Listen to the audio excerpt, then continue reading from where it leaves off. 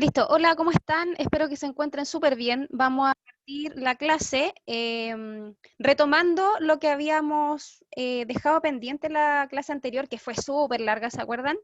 Que estuvimos hablando hasta bien tarde sobre las normas de citación, el método I, considerando que estuvimos viendo el método ICE y las maneras en que nosotros podíamos escribir las citas. Entonces, para hacer un breve resumen, la semana pasada estuvimos trabajando sobre la base de las normas del método ICE, que implica una fórmula para poder citar, para poder introducir citas dentro de un texto, que consiste en introducir una cita, luego, ¿cierto?, hacer el proceso de citación y finalmente explicar o evaluar la cita escogida.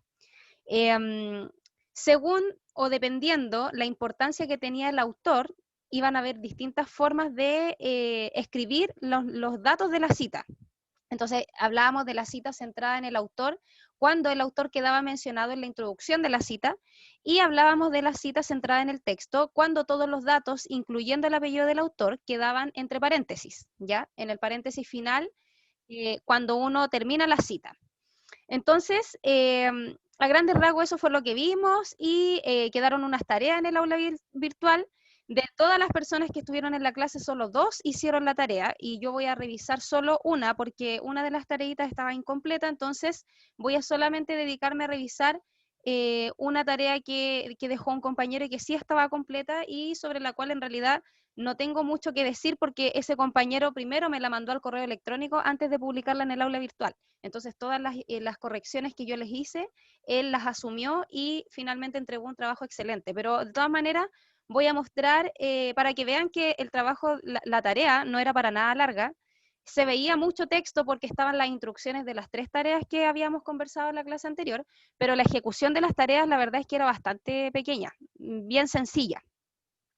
Y como yo les dije también en la clase anterior, en la medida en que vamos trabajando y que vamos ejercitando es cuando nosotros vamos a poder poner en práctica finalmente todo lo que estamos aprendiendo. Si ustedes no hacen las tareas, la perjudicada no voy a ser yo, sino que van a ser ustedes que no van a poder aplicar todo lo que estamos trabajando en clases.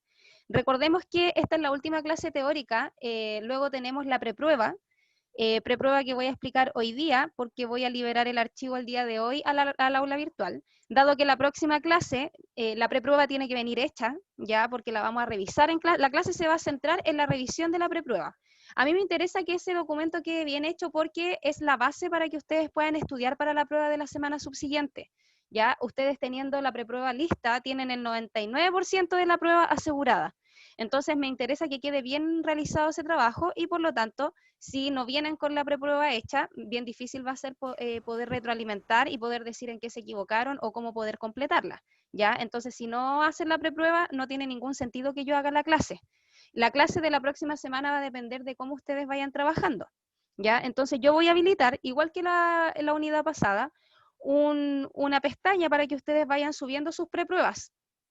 Porque si yo veo que de aquí al jueves en la noche no hay ninguna preprueba en el aula, no tiene sentido que yo haga la clase, lo vuelvo a decir. La clase va a ser para retroalimentar las prepruebas que ustedes van a hacer, que son el material esencial para que ustedes puedan enfrentarse a la evaluación de la semana subsiguiente, pero si yo no tengo nada que retroalimentar, en el fondo tampoco puedo hacer una clase donde no tengo nada que explicar, ¿ya? De eso va a depender la clase del próximo viernes, para que sepan. Bien, nosotros habíamos entonces dejado algunas diapositivas pendientes porque la clase pasada era demasiado, ¿verdad? Era muy extensa y yo les dije que estas yo prefería trabajarlas esta clase y así podíamos irnos a descansar el viernes pasado. Bueno, ustedes tienen que leer 2 textos que ya están disponibles en el aula virtual, ya los autores tienen apellido Navarro y Angulo, y resulta que Angulo, y aquí estoy recogiendo algunas ideas que él plantea en el texto que está en el aula virtual, y Angulo hace una especie de revisión de distintos autores y rescata ideas claves sobre cuáles son algunos problemas que nosotros tenemos cuando ejercitamos la citación, ¿ya? Por ejemplo, de Ortiz y Castelló, Angulo rescata el tema de las distorsiones cognitivas a través de la inferencia. ¿Qué significa eso? Que pareciera ser como una idea súper rebuscada o en realidad casi inentendible. Significa que ustedes o nosotros, y me incluyo aquí porque cuando estaba recién yo aprendiendo a citar también caía en muchos de estos problemas, lo que me sucedía a mí muchas veces era que usaba autoridades que no eran debidas. O sea, distorsión significa, distorsión cognitiva significa que hay problemas con el método de citación. Por ejemplo, me voy a ir al chat porque veo que está parpadeando, denme un minutito. Ah, sí, hay dos PDFs de Navarro. Yo al final, es que no me acuerdo de los nombres, pero al final de la clase les voy a indicar cuál de las dos, ¿ya? No, es el de la cita bibliográfica, ese es Alejandro. El otro que dice, el de las preguntas, es complementario, ¿ya? Ese es complementario, de hecho les sirve como para tener la película aún más clara. Si ustedes sienten, por ejemplo, que después de estas dos clases todavía tienen dudas respecto a la citación, más todavía si no hicieron la tarea de ejercitación y yo no tuve la oportunidad de poder corregirles nada, entonces si siguen teniendo conflictos, vean ese texto de Navarro sobre las preguntas, porque ahí él clarifica varios factores que podrían perjudicar la cita, ¿ya? O el uso de la cita. Pero el que tienen que leer se llama la cita bibliográfica. Gracias, Alejandro, por la pregunta.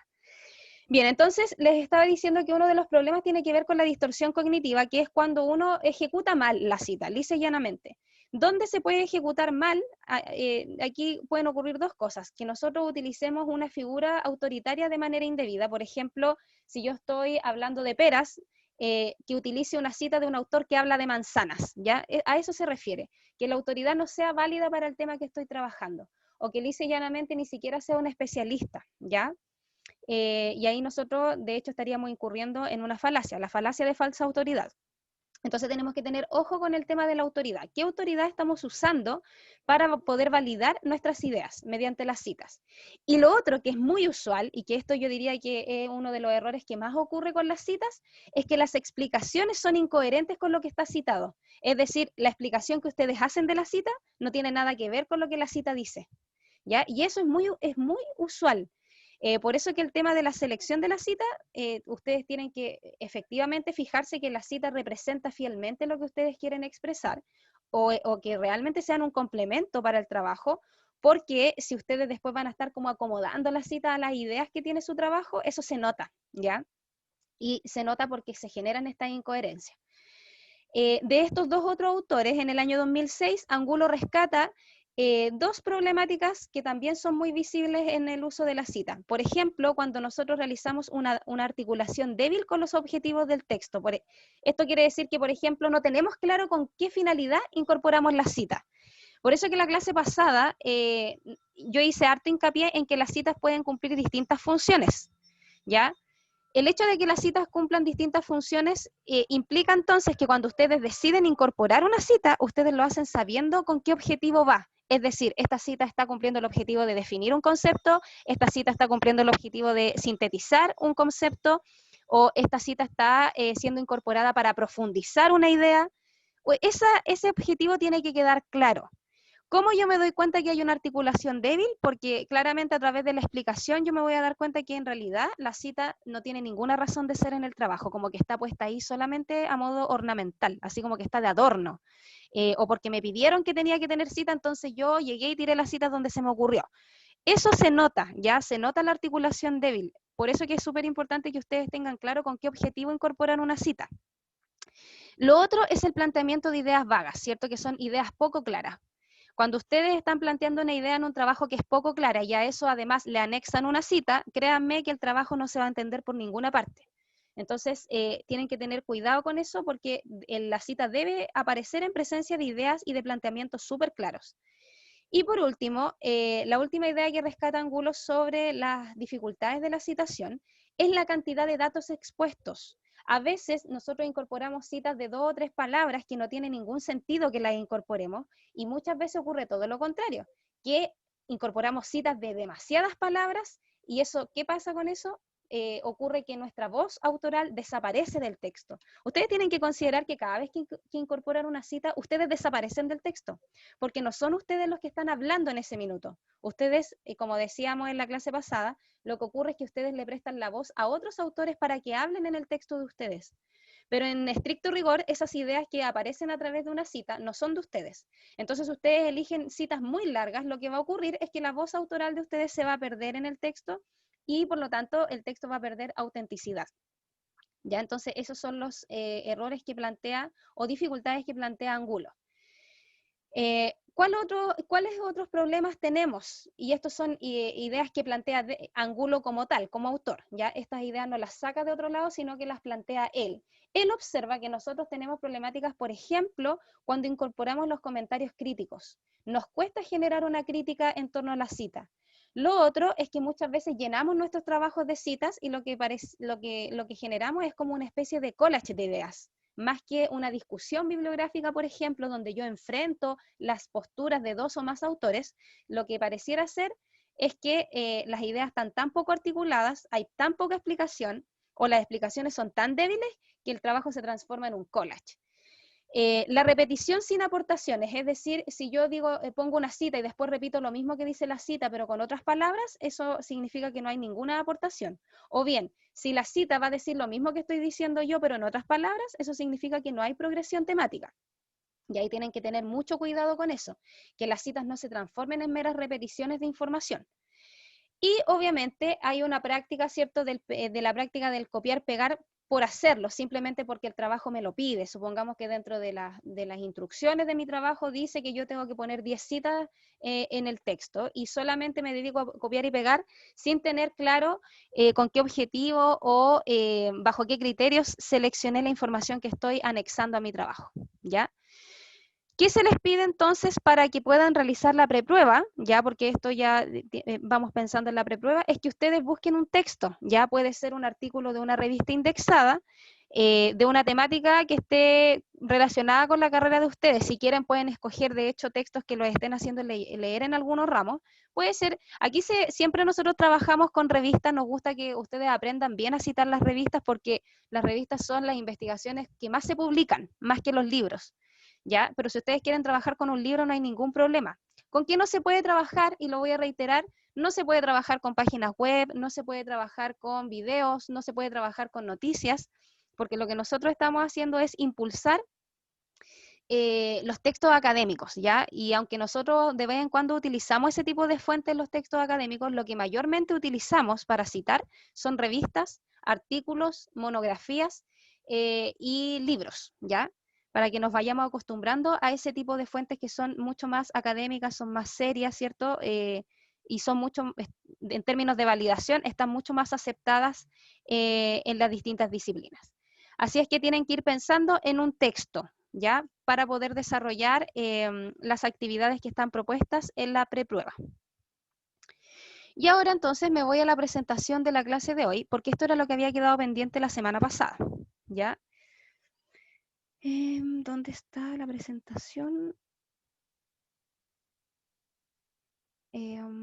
Bueno, lo que vamos a hacer hoy día es ver APA. Yo les dije que ya hoy día sí o sí incorporábamos APA como una de las tantas normas que existe para citar, ya porque APA no es la única. Y hoy día vamos a ver esto. Bien, entonces hoy día lo que vamos a hacer es trabajar en torno al método APA de citación.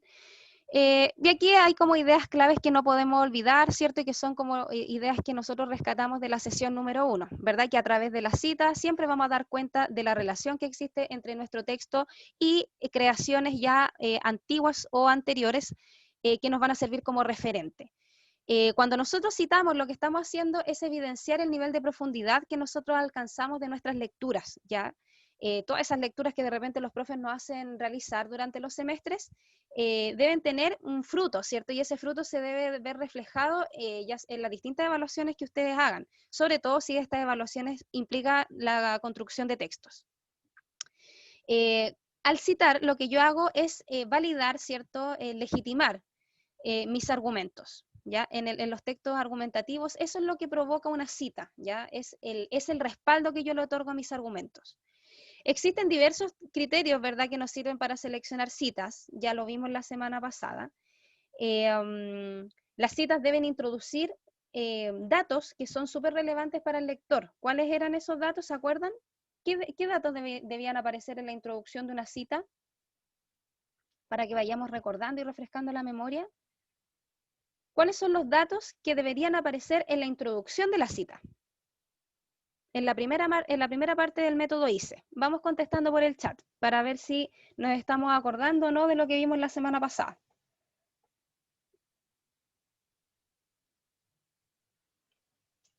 ¿Nadie se acuerda qué datos deben ir en la introducción de la cita? Autor, cita, fecha, nombre. Ya. Bueno, sí, el verbo dicendi lo tenemos que tener en cuenta, pero no es un dato, ¿ya? El verbo dicendi es aquella palabra que me va a permitir a mí como lector identificar qué postura tienen ustedes cuando introducen esa cita, si están a favor de la idea planteada, si están en contra, o si más bien adquieren una postura más o menos neutra, ¿ya? Eso es el objetivo del verbo dicendi.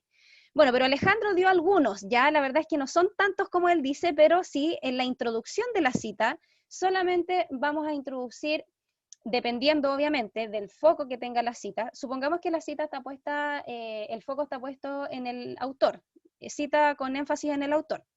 La introducción de la cita entonces va a contener el apellido del autor, el año de publicación, eso es como bien sagrado. El nombre del libro dijimos que era optativo. ¿Cuándo va a ser necesario poner el nombre del libro? Cuando, por ejemplo, ustedes están haciendo un trabajo, puede ser un ensayo, una monografía, un informe, que todo el informe se trate sobre ese libro, ¿ya? Entonces el libro adquiere mucha relevancia. O si el libro, por ejemplo, es una obra ícono de lo que ustedes están hablando, entonces es súper necesario decir el nombre del libro, porque eso igual le otorga como un peso bibliográfico a mi trabajo.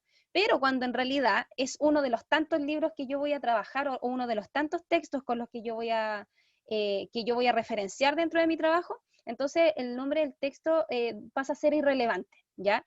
Pero lo que siempre va en la introducción, cuando la cita está centrada en el autor, va el apellido del autor y el año de publicación. Eso va sagradamente. Al citar, dice, podemos dar énfasis en el autor, esa cita se llama cita narrativa, o bien podemos poner el énfasis en el texto, ¿ya? Y ahí esa cita lleva por nombre cita entre paréntesis o parentética. Toda cita debe ser explicada, eso no es opcional, lo vimos la semana pasada. Entonces, cada vez que ustedes incorporan una cita, lo que tienen que hacer después es explicarla. Y por último, debes evaluar tus citas antes de incorporarlas en tu texto. Esto quiere decir que ustedes tienen que tener claro con qué objetivo van, si efectivamente la cita va a ser un aporte o en realidad va a entorpecer el trabajo que ustedes están haciendo, ¿ya? Y aquí tenemos que hacer un alcance. Nosotros no podemos citar por citar, ¿ya? Eso es algo que tenemos que tener claro, porque como yo bien les dije, cuando ustedes citan, la voz propia, la voz del autor desaparece del texto y estamos invitando a voces ajenas a que tomen el podio. Por eso es que es súper importante que las citas se hagan a conciencia, ¿ya? Y por eso que aquí el título de esta diapositiva dice replicar versus transformar el conocimiento, porque lo que hacemos muchas veces nosotros a través de una cita es solamente replicar el conocimiento, pero no lo estamos transformando. Cada vez que yo incorporo una cita, cada vez que yo incorporo una idea ajena, yo debo tener en mente que ese conocimiento que yo estoy utilizando se debe transformar. ¿Cómo yo puedo transformar el conocimiento? Tomando, ¿verdad?, algunas bases de estas referencias y esta cuestión de romper los contextos de donde vienen. Por ejemplo, cuando yo utilizo un concepto súper antiguo y lo traslado a la época actual y empiezo a analizar a lo mejor un aspecto X de la sociedad sobre ese concepto, lo que yo estoy haciendo es transformar el conocimiento porque estoy descontextualizando el concepto que me sirve como referencia. Entonces, dice Angulo aquí en el 2013, replicar, dice, vendría siendo solamente recuperar información de otra fuente. Como lo que pasa en este ejemplo. Dice, como podemos constatar en la investigación de Foucault, no existe civilización sin locura. Se rescata información. Cuando nosotros hablamos de transformación de conocimiento, por ejemplo, en el texto que aparece al otro lado, ¿verdad? Dice, como podemos constatar en la investigación de Foucault, la noción de locura forma parte integral de la razón, dado que no existe civilización sin locura. ¿Cuál es la diferencia? Ustedes lo pueden observar ahí desde ya, que de todas maneras el aporte que hace el autor, ¿verdad?, es mucho más extenso que el que se hace en el ejemplo anterior. Entonces, la gracia es que yo primero planteé ideas antes de citar algo, que yo no puedo poner una cita sobre la base de nada. Tengo que saber plantear una idea, ojalá una idea lo más estructurada posible, y que la cita efectivamente venga como a impulsar esa idea y no venga como a reemplazar, ¿verdad? que los autores que yo cito no me reemplacen a mí como autor, sino que sean un aporte, sean un complemento. Por eso dice ahí entonces que se debe tomar en cuenta al destinatario, porque se hacen inferencias que generan un nuevo conocimiento. Ese es el foco que todos nosotros deberíamos tener cada vez que hacemos cada vez que nosotros hacemos una cita, ¿ya? Esta actividad no la vamos a hacer porque es la misma, se replica de igual manera en la preprueba, ¿ya? Y como estamos con la preprueba encima, no vamos a hacer esa tarea. Yo prefiero que se enfoquen en la realización de la preprueba esta semana. Bien, vamos a entrar en un concepto que trabaja uno de los autores también, sigue siendo Angulo. La verdad de las cosas es que esta clase y la anterior toma muchas referencias de Angulo y de Navarro, así que cuando ustedes lean los textos se van a dar cuenta que muchas de las cosas que van a leer ya las trabajamos en clase. La honestidad intelectual es súper importante porque esto nos libra de caer en el plagio, ¿ya? Hablamos de honestidad intelectual al uso ético de la cita, ¿ya? Cuando nosotros utilizamos a los referentes haciendo mención quiénes son los que finalmente plantean esas ideas, siempre hacer un uso debido de la fuente. Cuando yo copio y pego y no pongo la fuente y hago pasar esas ideas como si fuesen mías, ¿cierto? Nosotros ahí estamos hablando de plagio. Y el plagio como concepto es el acto de presentar palabras, ideas o imágenes de otro como si fueran propias, ¿cierto? ¿Qué pasa cuando yo plagio? Porque hay una cuestión, ¿cierto?, que es un poco moral, que tiene que ver con que, oh, qué feo que esté copiando, pero desde el punto de vista intelectual, lo que nosotros hacemos cada vez que estamos generando plagio es negar a los autores o creadores del contenido el crédito que se les debe, porque finalmente es difícil generar ideas propias. Nadie está diciendo que es fácil transformar el conocimiento. Sin embargo, no porque yo no me sienta capaz, de hecho yo creo que todos los seres humanos tenemos la capacidad de generar conocimiento nuevo, eso significa que yo voy a poder tomar las ideas de otro y hacerlas pasar por mías, ¿ya? Porque eso es negar la existencia, ¿cierto? Es negar los créditos y la referencia sobre la cual se sustentan esas ideas, ¿ya? Lo otro que pasa que pasa harto, es el autoplagio, cuando yo, por ejemplo, presento un mismo trabajo en varios ramos. Eso también se considera falta de honestidad intelectual, porque finalmente estoy replicando un trabajo que es mío y lo presento en distintos contextos. ¿Ya? Eso pasa también, ¿ah?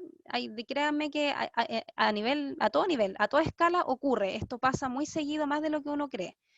Entonces, en palabras de Angulo, la honestidad intelectual se expresa en el uso ético de la cita para dar reconocimiento a las fuentes utilizadas, ¿ya?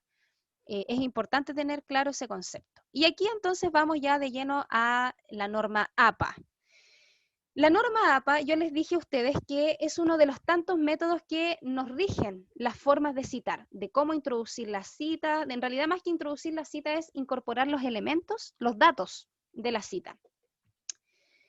Cada disciplina utiliza diversas formas de citación, era lo que yo les decía. Nosotros trabajamos con la norma APA, pero existe la norma ISO, existe MLA, existe Vancouver, existe Chicago, el CSE y existe también Harvard, que tiene un método de citación propio.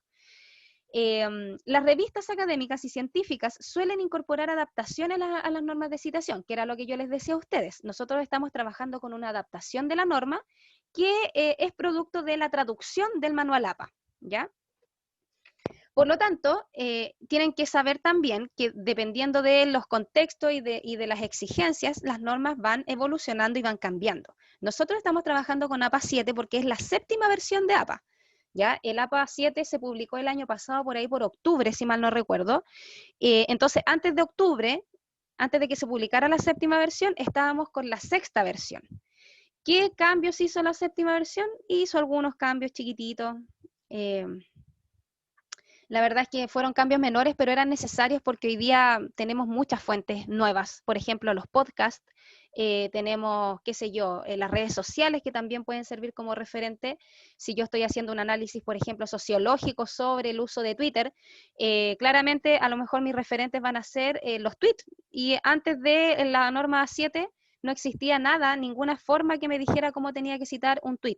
Ahora el APA 7 sí lo tiene la manera de incorporar a la bibliografía estos elementos que son propios de la evolución y que permite también la tecnología. Entonces, y aquí vamos viendo, ¿verdad? Vamos viendo cómo se va trabajando APA, ¿ya? Recuerda, dice que al igual que la escritura, la situación es situada, ¿ya?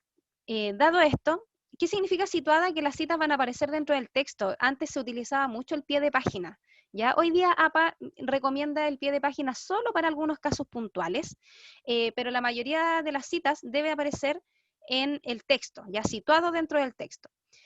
Dado esto, dice, advertirás una serie de adecuaciones que dependerán del contexto en el que escribas. En el caso de las revistas indexadas, las modificaciones, entre otras causas, responden a aspectos de diagramación.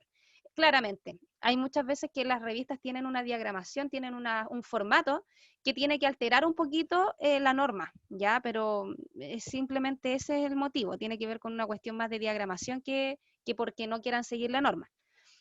En tus actividades curriculares, dichas modificaciones encuentran fundamento en tus objetivos de aprendizaje. Y aquí está, ¿verdad? Bueno, ahí se corrobora. En octubre del 2019 se presenta APA 7 en su versión final. Respecto a su versión anterior, propone algunos cambios, principalmente que responden al auge de Internet, que era lo que yo les estaba explicando, ¿cierto? De cómo incorporar episodios de podcast, publicaciones de redes sociales, videos de YouTube. Además, se explica el uso de emojis y de hashtags, que son muy usuales hoy día en nuestro lenguaje cotidiano. La sexta edición de estilo APA exigía la fuente Times New Roman o Arial en tamaño 12. Ahora la séptima edición añadió, además de esas dos fuentes, Calibri tamaño 11, Arial 11, Lucida Sans y Georgia, ya como fuentes permitidas. Además, y algo muy, muy positivo, es que incorporó el lenguaje inclusivo libre de prejuicios, ¿ya? La APA ha puesto mucho énfasis en el lenguaje inclusivo y sin prejuicios para guiar a psicólogos, investigadores y estudiantes. El nuevo manual incluye un capítulo completamente dedicado a este tema, ¿ya? Porque está muy en boga el tema del lenguaje inclusivo, entonces APA también incorpora un apartado sobre eso, ya para poder, sobre todo, escribir artículos sobre identidad de género, sobre, qué sé yo, discapacidad, identidad racial, orientación sexual, entre otros temas. Ya, y aquí entonces vamos. Como ustedes ven ahí, ¿cierto? Aquí no hay nada nuevo porque en la clase pasada ya lo vimos. Sabemos que APA nos dice que cuando nosotros citamos, utilizamos la cita entre paréntesis, es decir, la cita que está centrada en el texto, los elementos van a quedar entre paréntesis al final de la cita. ¿Cómo se presentan? Nunca tenemos que poner el nombre, ¿ya? El nombre del autor ni siquiera figura ahora en la bibliografía, ¿ya? En la bibliografía vamos a ver más adelante que solamente figura la inicial del nombre. Pero para efectos de cita, solamente ocupamos el apellido del autor, ¿ya? Ocupamos el primer apellido del autor y el año de publicación. Cuando es una cita directa, además, tenemos que agregar el número de página. Ya cuando es un parafraseo, solamente nos quedamos con el apellido del autor y el año de publicación. Cuando es una cita narrativa, es decir, cuando la cita está centrada en el texto, en el autor, perdón, el autor va a quedar fuera del paréntesis, ya lo dijimos, siempre acompañado del año, ¿ya? Nunca aparece solo el autor. Si yo decido dejar al autor fuera del paréntesis, eso quiere decir que el autor va a aparecer presentado en la introducción de la cita y siempre acompañado del año de publicación, que eso sí va a quedar entre paréntesis. Cuando termine la cita directa, lo que yo tengo que hacer es solamente poner el número de página. En una bibliografía, la bibliografía es la que se llama entrada en la lista de referencias. La lista de referencias son la típica bibliografía de todos los trabajos. ¿Cómo se escribe una bibliografía? Nosotros vamos a tener 3 datos básicos, ¿ya? La autoría, el año, perdón, son 4. La autoría, el año, el nombre del texto y los datos editoriales, ¿ya? ¿Quién publica en el fondo? ¿O dónde se publica? Por ejemplo, acá tenemos un autor, ¿verdad?, que publica en el año 2017 un texto que se llama Comportarse, la biología de los humanos en nuestro mejor y peor momento. Y resulta que este texto fue publicado por Penguin Random House, ¿verdad?, que es la editorial de Alfaguara. Entonces, yo tengo que tener en cuenta esos 4 elementos: autoría, año de publicación, nombre del texto y datos editoriales. Voy a leer esta pregunta. Dice, profe, ¿la cita narrativa es la que uno pone en el texto y luego explica? ¿La normal podría decirse? A ver, Es que eso es lo que pasa, la cita que tú me estás explicando es la cita directa, ¿ya? Y la cita directa puede tener dos tipos, la narrativa y la parentética. La única diferencia entre esas dos citas es la cita, o sea, está en la disposición de los datos, ¿ya? Porque como expliqué, la cita narrativa, que es la que está centrada en el autor va a quedar fuera del paréntesis, ¿ya? Por eso que era importante que hicieran el ejercicio, ¿ven? Si esta cuestión solamente se aprende ejercitando. Voy a poner un ejemplo en el chat para que me puedan entender bien, porque si no, no vamos a avanzar y yo necesito que esto les quede claro. Voy a poner un ejemplo en el chat para que me puedan seguir. Voy a poner un ejemplo de cita, aunque en realidad, no, estoy puro tonteando. Voy a proyectar el trabajo de uno de los compañeros que yo dije que iba a revisar. Me va a servir precisamente para el ejemplo. Ya, estoy compartiendo pantalla aquí con la actividad de un compañero, ¿verdad? Fíjense acá, aquí en realidad lo que pedía la tarea era que ustedes asumieran una posición neutral, ¿ya? Nosotros no estamos analizando eso ahora. Lo que sí quiero analizar es la forma en que él citó, porque esta cita, fíjense aquí está la introducción, dice, la intertextualidad se puede entender de acuerdo a lo que según Navarro, bueno, aquí hay un error de redacción, pero podríamos poner algo así como, la intertextualidad se puede entender de acuerdo a lo planteado por Navarro, ¿ya? Permite introducir otros textos, ¿cierto? Ahí viene la cita. Si ustedes se fijan, el autor quedó fuera, está en la introducción de la cita. Eso me indica inmediatamente que esta es una cita que está enfocada en el autor, ¿ya? Eso significa entonces que esta es una cita narrativa, ¿ya? Cita narrativa. ¿Por qué es narrativa? Porque el autor queda fuera. ¿Cómo yo esto lo podría haber transformado en una cita parentética? Tendría que haber eliminado esto, ¿cierto? Aquí estos datos no deberían aparecer, y aquí al final tendría que haber, al final de la cita, tendría que haber incorporado estos datos. Por ejemplo, tendría que haber quedado Navarro 2012 y el número de página, ¿cierto? Ahí se supone que debería ir el número de página. Yo lo voy a inventar ya. Supongamos que esto está en la página 34. Así debería quedar. Pero ahí ya deja de ser una cita narrativa y pasa a ser una cita parentética. ¿Por qué? Porque el autor, ¿cierto?, va a quedar relegado aquí, al paréntesis final. Cuando yo les dije que tenían que poner ojo con esta cuestión de la cita parentética en la narrativa, dependiendo de la importancia que tenga el autor. Si el autor es muy importante para ustedes, entonces el autor va a quedar fuera de la cita. Perdón, va a quedar fuera del paréntesis, ¿ya? Va a quedar en la introducción de la cita. Pero en realidad, si el autor no tiene mucha importancia y la importancia está puesta en el texto, entonces el autor va a quedar relegado al paréntesis, ¿ya? Esa es la diferencia entre la cita narrativa y la cita parentética. Va a depender del énfasis donde esté puesto el foco, si el foco está en el autor o está en el texto. Vuelvo entonces a la presentación. Voy a dejar de compartir esto y me voy a la presentación. Bien, acá estamos.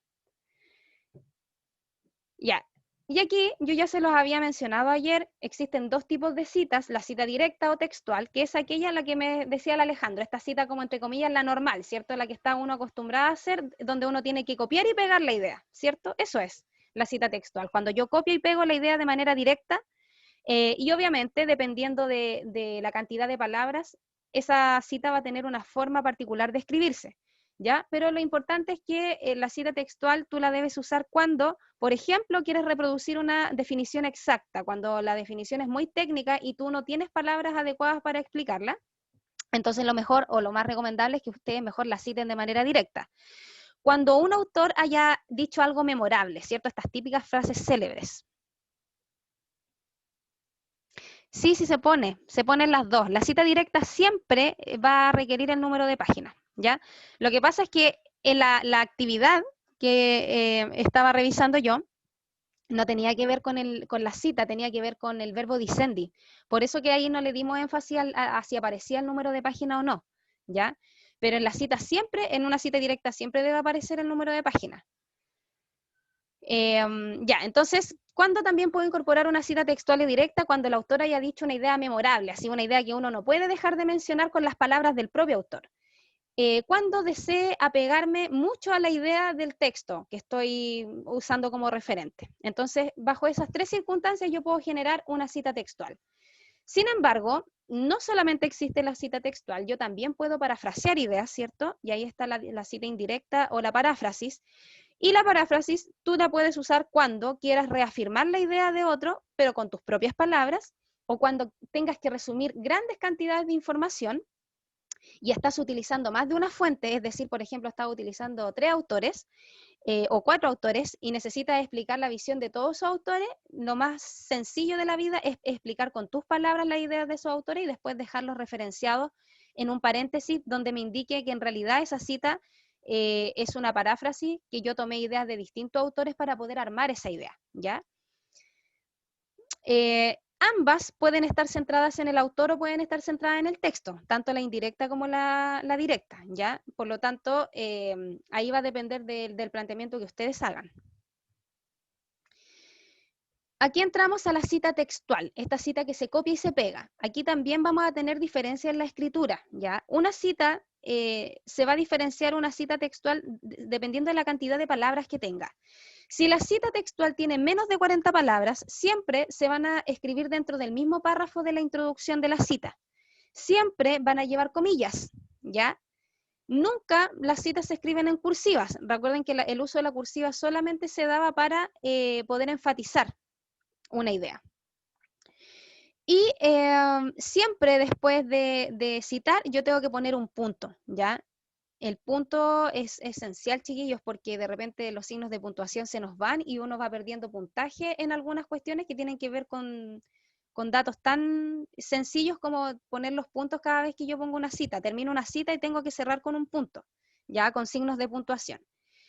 La cita de más de 40 palabras siempre se va a escribir fuera del párrafo de la introducción de la cita, se escribe en un párrafo aparte, ¿ya? Se le agrega una sangría de 1,5 centímetros al margen izquierdo, ya se corre en el fondo 1,5. No sé si ustedes se han fijado que el Word tiene una regla arriba, ¿ya? Esa regla es súper útil, porque con esa regla yo puedo medir y puedo contabilizar el 1,5 centímetros que necesito correr ese párrafo.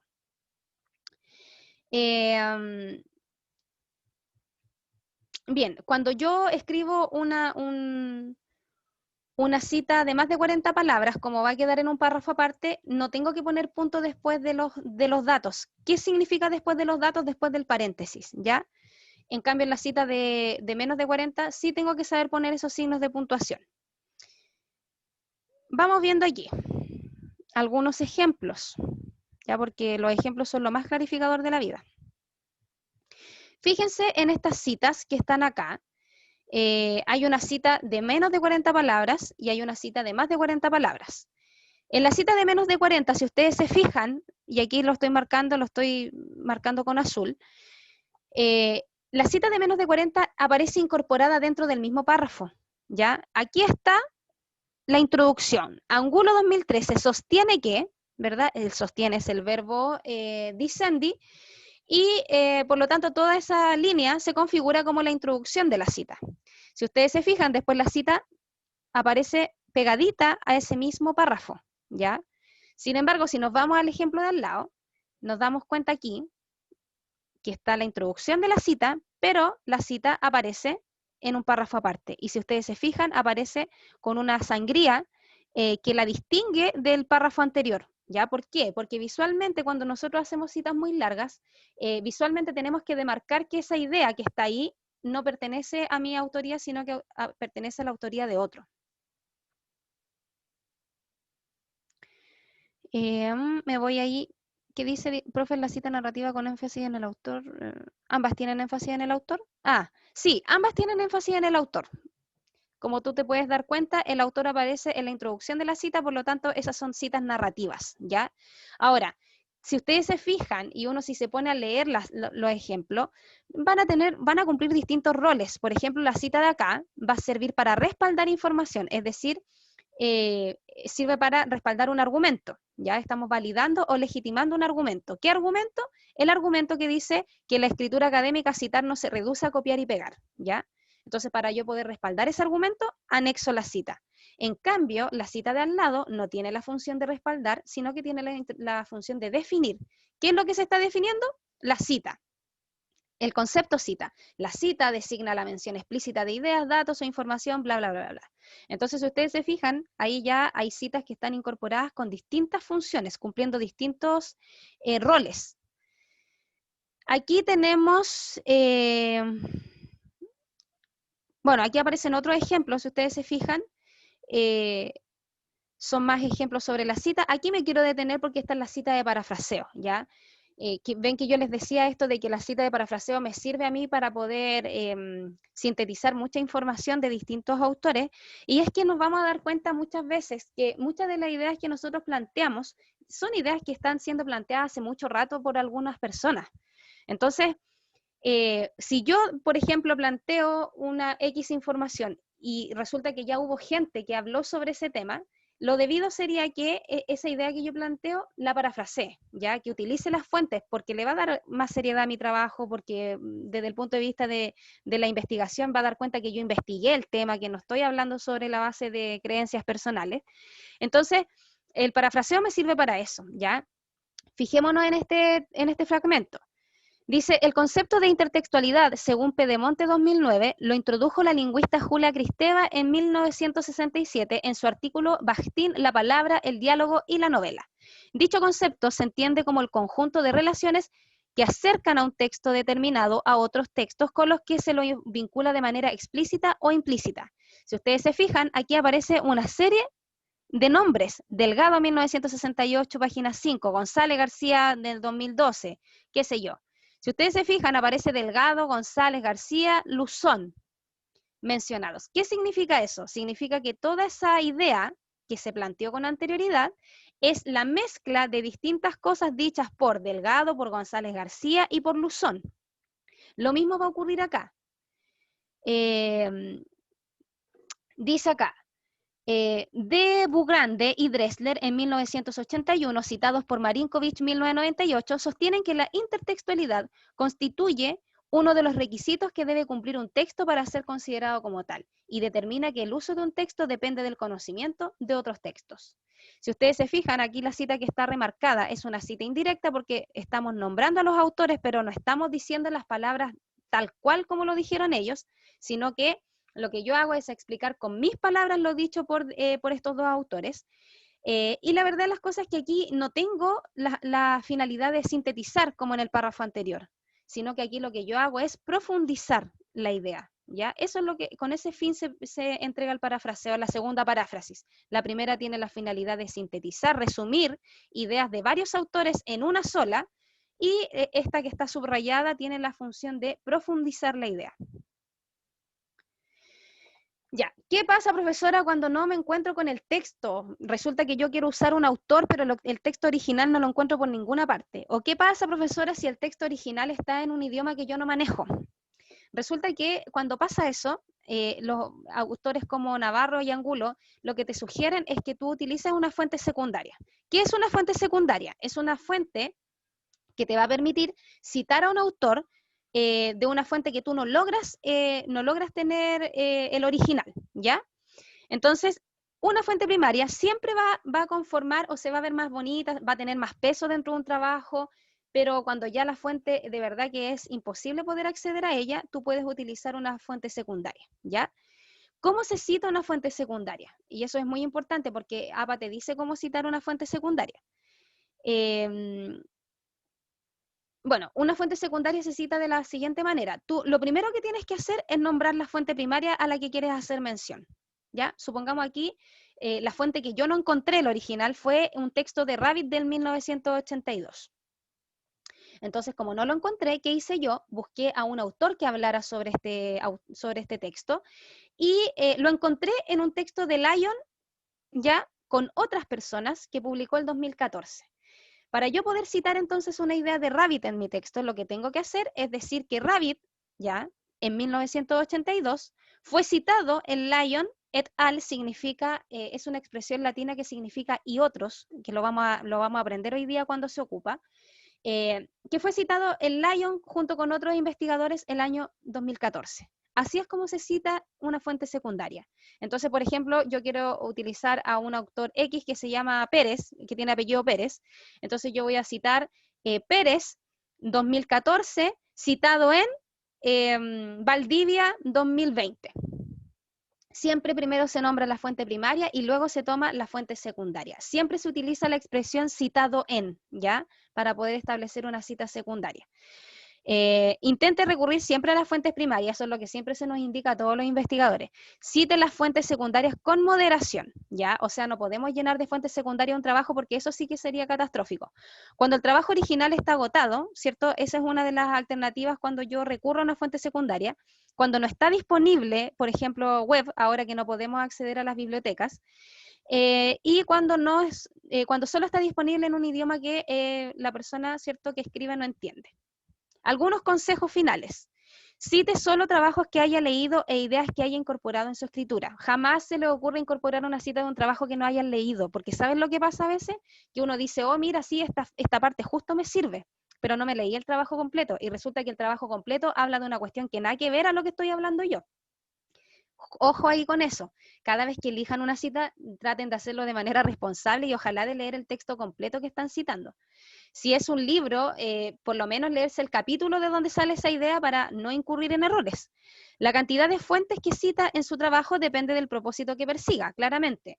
Si yo, no existe un número determinado de fuentes, es decir, por ejemplo, para un trabajo de 10 páginas no está recomendado que utilicen 5 autores distintos. Eso va a depender del propósito que ustedes persigan con la investigación, ¿ya? O con el trabajo. Para la mayoría de los trabajos, cite una o dos de las fuentes más representativas para cada punto clave, ¿ya? Eso es súper importante. Por ejemplo, si yo estoy contextualizando un problema, citar fuentes que hablen de ese problema. Si yo estoy hablando de una teoría, citar fuentes de esa teoría y ojalá los autores que tengan mayor relevancia dentro de ese tema. Por ejemplo, si yo hago un trabajo sobre inteligencia emocional, no puedo dejar de nombrar a Daniel Goleman, que es uno de los grandes expositores sobre ese tema. ¿Se entiende? A eso me refiero, que los temas que ustedes trabajen siempre tienen que estar respaldados por teóricos que sean relevantes, ya que sean ojalá lo más relevante posibles. Priorice el uso de citas por parafraseo, porque permite ajustar el material al contexto de su texto y estilo de escritura, ¿ya? Además que el parafraseo implica un desafío mucho mayor, eso de explicar con tus palabras lo que dice otro. Por último, ahí tu voz autoral no desaparece tanto porque estás adaptando lo que dice otro a tu propio estilo, ¿ya? Entonces eso igual es un ejercicio cognitivo mucho más elevado o más exigente que el hecho de copiar y pegar una idea de otro. ¿Ya? Así que las paráfrasis se ven súper bien en los trabajos. Ya, vamos entonces con cómo incorporo las referencias bibliográficas. ¿Cómo armo una bibliografía al final del trabajo? ¿Ya? La bibliografía tiene normas, ya según APA no se escribe como a mí se me ocurra. Primero, una de las características más importantes de una bibliografía es que siempre los autores aparecen en orden alfabético, ¿ya? Siempre las bibliografías aparecen el apellido del autor, ¿ya? Por eso que es importante que ustedes arriba, cuando ustedes hagan la cita en el trabajo, aparezca el apellido y no aparezca el nombre o no aparezca el segundo apellido. Porque si no, cuando yo me voy a la bibliografía y no hay coincidencia entre lo que ustedes citaron y lo que pusieron en la referencia, entonces ahí vamos a tener una incoherencia o una inconsistencia en las fuentes. Solo, y esto es algo muy importante, solo se van a poner en la bibliografía los autores que ustedes citaron, ya sea de manera directa o indirecta. Nunca ustedes deben poner en la bibliografía un trabajo que no fue citado en el texto, jamás. O sea, no porque yo me haya leído, por ejemplo, a Perico Los Palotes, significa que yo puedo ponerlo en la referencia bibliográfica, ¿ya? Si ese Perico Los Palotes yo no lo utilicé, no lo cité en mi trabajo, yo no lo puedo incorporar en la bibliografía. Eso es algo súper importante que ustedes tienen que tener en cuenta, porque es un error súper usual que nosotros de repente, porque creemos que leímos un par de ideas de un autor, estamos facultados para citar, para poder dejarlo en la bibliografía. Pero lo cierto es que sin cita no hay referencia bibliográfica, ¿ok? Entonces, desde ahora en adelante, solamente se incorporan a las referencias o a la bibliografía los autores que son citados a través de parafraseos o a través de citas directas. Lo otro es que cada vez que nosotros citamos, utilizamos una sangría que se llama sangría francesa. Yo les voy a mandar un videíto explicando cómo se hace la sangría francesa, porque el Word me permite hacerlo de una manera muy simple. ¿Y en qué consiste la sangría francesa? Consiste en que la primera línea ya va a quedar en un margen normal, mientras que la segunda, la tercera y todas las líneas que sigan de la referencia van a quedar 1 centímetro a la izquierda, ¿ya? Entonces, es una forma bien particular de dejar enumerada y centrada las referencias. Yo les voy a mandar un video para que ustedes vean cómo se hace. Y bueno, ¿para qué me sirve una bibliografía o esta típica hojita de referencias bibliográficas en un trabajo? Primero me sirve para saber qué fuentes utilizaron, ¿cierto? Para poder ubicarlas, para poder localizarlas, para cerciorarse de que existe veracidad en la información que ustedes entregaron, y por supuesto para complementar conocimiento a mi lector. Ya si el lector, por ejemplo, le quedó gustando alguna idea, la bibliografía le puede entregar acceso a esa información y le permite profundizar. Principios básicos de cómo yo debo armar una bibliografía, ¿ya? Toda bibliografía va a tener 4 elementos, eso ya lo nombré: el autor, la fecha, el título y la fuente, que tiene que ver con la editorial de donde se publica esto, ¿verdad? Y aquí yo les voy a mostrar ejemplos de cómo se hace. Por ejemplo, ¿cómo yo incorporo un libro, ¿ya?, en una bibliografía?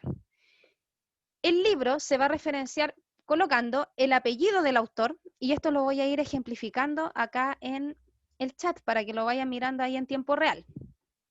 Ya, pongo el apellido del autor primero. Yo aquí voy a inventar textos y voy a inventar autores, ya, pero es solamente para graficar.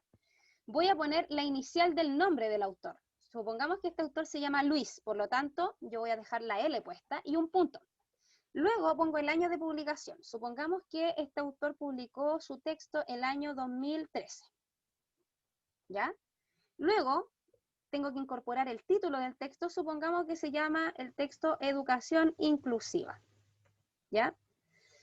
Se supone que el título del texto tiene que aparecer en cursiva. A mí en el chat no me va a dejar ponerlo en cursiva, pero para que ustedes sepan, el título del texto va a ir en cursiva.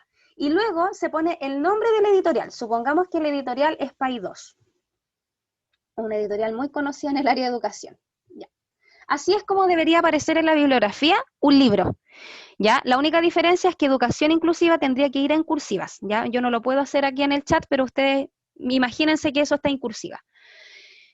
Si yo quiero citar solamente el capítulo de un libro, no quiero citar el libro completo porque no ocupé el libro completo, la verdad es que ocupé un capítulo del libro. Entonces, y aquí voy a poner un ejemplo, supongamos que el libro tiene 2 autores, ¿ya? Entonces, para ir incorporando otros elementos de APA, porque si no, no vamos a terminar nunca.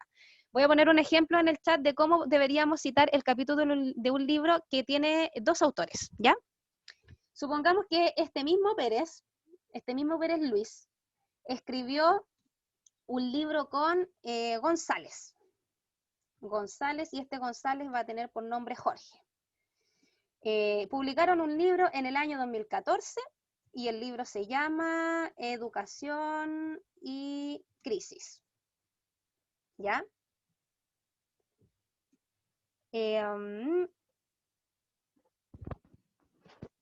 Bueno, ahí estamos, ya, es que me perdí un poquito, estaba mirando las referencias del artículo científico. Ya, supongamos entonces que estos 2 autores ocuparon el capítulo Educación en Crisis, ¿ya?, del libro llamado, miren, y esto va a ocurrir algo bien particular. Los libros muchas veces van a estar compuestos por distintos estudios de varios autores. Ya supongamos que el estudio 1 lo escribió Perico Los Palotes, el estudio 2 lo escribió, qué sé yo, Andrea González, el estudio 3 lo escribió Javier Busto, etc. Supongamos que es un libro que compendia muchos autores. Cuando eso pasa, siempre, y esto es algo que ustedes van a ver usualmente en los libros, va a aparecer que, por ejemplo, Juan Pérez fue el editor del texto o fue el coordinador del texto. Cuando eso pasa, suele ocurrir que es porque el libro está compuesto por muchos autores, ¿ya? Entonces yo voy a ocupar a Pérez, ¿cierto?, y a González, que tienen un estudio llamado Educación y Crisis, y que este estudio aparece en un libro que se llama, y aquí tengo que poner el nombre del libro en cursiva, porque el nombre del capítulo no va en cursiva, como ustedes pueden ver ahí. es solamente el nombre del libro. Pero si este libro además tiene un editor, yo tengo que poner el nombre del editor. Supongamos que aquí el editor se llama Lucas García. Ya, García, Lucas, tengo que ponerlo ahí y tengo que poner entre paréntesis que él es el editor. Por eso que aparece ahí la expresión ed. Supongamos que no dice que él sea el editor, sino que él es el coordinador, ¿ya? La manera de poner ahí que él es el coordinador, y lo voy a dejar en el ejemplo también, es abreviando la expresión coordinador, dejando solamente coord, ¿ya? Así es como se abrevia y se deja claro que él es el coordinador del texto. Entonces, el libro se llama, supongamos, la educación chilena del siglo XXI. Y supongamos que este libro también lo publicó la editorial País 2. Ya, ahí está.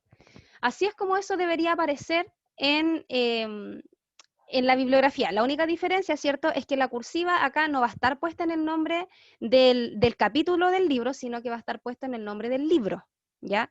Ahí yo les dejé puesto las dos formas en las que ustedes pueden poner que ese autor es el editor, ¿ya? Porque a veces aparece con el nombre de editor y a veces va a aparecer con el nombre de coordinador. ¿Qué pasa cuando yo me meto a la Cielo o a la Redalyc o a cualquier otra revista indexada y decido colocar en mi trabajo un artículo, ¿ya? Un artículo de revista. Yo no sé si ustedes se han fijado, pero cuando ustedes abren la página Cielo, de hecho se los podría mostrar, ¿ah? Ya, voy a hacer el ejemplo primero y después les voy a mostrar. Cuando ustedes abren un archivo en la página Cielo o en la Redalyc y se les despliega el PDF, arriba siempre en los artículos van a aparecer una serie de datos. Va a aparecer el nombre de la revista, van a aparecer unos números y unas letras extrañas, pero van a aparecer hartos datos que me van a servir para incorporar en mi bibliografía. Supongamos que yo en el artículo, los escritores, los investigadores ponen el primer y segundo nombre y el primer y segundo apellido. Solo cuando aparece el segundo nombre, yo voy a poner la inicial de los dos nombres. Si en el artículo no aparece el segundo nombre del autor, solamente voy a dejar la inicial del primero. ¿Ya? Entonces, voy ahora con el ejemplo. Voy a utilizar a estos mismos personajes ficticios porque de verdad que la cabeza no me da para más. Es día viernes. Ya, supongamos que el artículo está escrito por 3 personas, por Pérez, por González, y González, ¿qué nombre tenía? Jorge. No, era Lucas el otro, era Lucas García. González era Jorge, ¿cierto? Y García, Lucas, ya. En un artículo lo primero que yo me tengo que fijar entonces es el año también, el año de publicación. Supongamos que ellos publicaron algo en el 2018, luego tengo que ver el título del artículo, ya, supongamos que el artículo se llama Pedagogía y emociones. Pedagogía y emociones, ¿ya? Luego, después de poner el nombre del artículo, tengo que poner un punto, como dice ahí. Si ustedes se fijan, ahí están los puntos están súper normados, ya. Todos los símbolos de puntuación que aparecen ahí es tal como se escribe. Luego, entonces, aparece un puntito ahí, y tengo que poner el nombre de la revista en cursiva, ¿ya? Yo no lo voy a poner en cursiva porque no me alcanza, pero supongamos que esta revista se llama Educación. Educación es el nombre de la revista, luego tengo que poner una coma, y aquí es donde yo les digo que aparecen unos datos extraños, ¿ya? Yo les voy a mostrar una revista, un artículo de revista para que miren de dónde se sacan esos datos, pero en todas las revistas me arroja el número del volumen.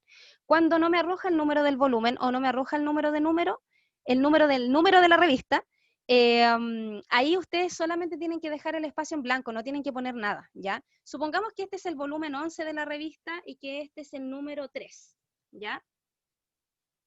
Y luego tengo que poner las páginas donde aparece esta revista, o sea, este artículo. Supongamos que aparece de la página 110 a la 123. Y así es como se debería referenciar, teniendo en consideración, ¿cierto?, que educación, que es el nombre de la revista, tendría que ir en cursiva, ¿ya? Voy a dejar de compartir pantalla porque les quiero mostrar, voy a ingresar a una página de internet, voy a ingresar a la Cielo, ¿ya? eh, cielo. De hecho, voy a buscar un artículo al tiro en la cielo. Ya.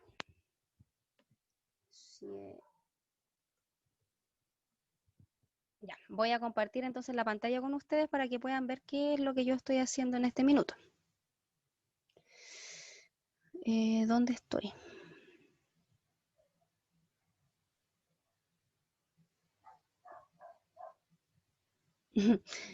Ya, y sí, lo que pasa es que se me perdió, tengo tantas ventanas abiertas aquí que se me perdió lo que quiero mostrar. Acá está. Ya, ¿pueden ver lo que estoy proyectando? Ahí ustedes me avisan. Sí, eso significa que sea en orden alfabético, significa que van por el orden del abecedario, ¿ya? Que el autor que tiene el apellido, por ejemplo, si aparece, qué sé yo, Aravena y después aparece Figueroa, Aravena tiene que quedar primero y Figueroa tiene que quedar después, ¿ya? Ya, se ve entonces lo que estoy proyectando. Aquí voy a abrir un artículo de revista, este es de la Redalic para que ustedes vean ahí, ¿ya? Bueno, podría abrir esa de la Cielo, pero no, vamos a abrir la de la Redalic que me va a tirar el PDF al tiro. Ya, fíjense en esto. Fíjense en que aquí, si ustedes ven, aparecen una serie de datos, ¿cierto? Ustedes ven aquí, dice Revista Electrónica de Investigación en Educación en Ciencias, ¿cierto? Aparece ahí el ISSN, que es un código, el código de la publicación. Aparece de dónde diablos sale esta investigación, de la Universidad Nacional del Centro de la Provincia de Buenos Aires, Argentina. Y luego aparece Otero María Rita. ¿Quién es Otero María Rita? La autora de este texto, ¿cierto? ¿Cómo se llama el texto? Emociones, sentimientos y razonamientos en didáctica de las ciencias. Revista Electrónica de Investigación en Educación en Ciencias, volumen 1, número 1, octubre del 2006, y este texto aparece entre las páginas 24 y 53 de esa revista. ¿Se dan cuenta que ahí me aparecen todos los datos? Ya, entonces ahora hagamos un pequeño ejercicio. Hagamos el ejercicio de, ustedes por el chat me van a poner cómo se debería hacer la referencia bibliográfica de este texto. ¿Cómo deberíamos nosotros referenciarlo? Voy a agrandar un poco porque si yo estoy piti, ahí, por si alguno está desde el celular, ahí acabo de agrandar los datos. ¿Cómo debería aparecer esto en la bibliografía? Para que me vayan escribiendo en el chat y vayamos corrigiendo si es que hay algún error, porque ahora es cuando nosotros podemos cometer errores. Vamos haciendo el ejercicio entonces, recordando que lo primero que aparecía o que debería aparecer, ¿cierto? Para los que no tomaron nota, era voy a anotarlo ahí en el chat mejor, era el apellido, ¿cierto? La inicial del nombre, y podían poner las iniciales de los dos nombres cuando aparecen, las iniciales de los dos nombres, el año, entre paréntesis, ¿cierto? El nombre del texto, el nombre de la revista, en cursiva, luego, ¿cierto? El volumen, en cursiva también va el volumen. Acá el chat no nos va a permitir hacer eso, pero es para que sepan. El volumen va en cursiva, entre paréntesis el número, y luego las páginas. Ya, ahí les mandé la estructura. Entonces ustedes ahora en el chat, con esta revista, vayan generando la referencia para ver si quedó claro el tema de la revista. Me interesa porque constantemente vamos a estar usando como fuentes de información revistas. Ya la verdad de las cosas es que referenciar un libro es súper fácil. El apellido del autor, la inicial del nombre, el año, el nombre del libro y la editorial. No tiene nada más. Antes pedían más elementos. En el APA 6, por ejemplo, en los libros se agregaba además la ciudad de publicación. Ahora eso ya no va. Cada vez están simplificando más el tema de la citación y de las referencias. Vamos entonces, ¿quién se atreve? No importa si se equivocan. Vamos escribiendo en el chat cómo podríamos nosotros referenciar este artículo.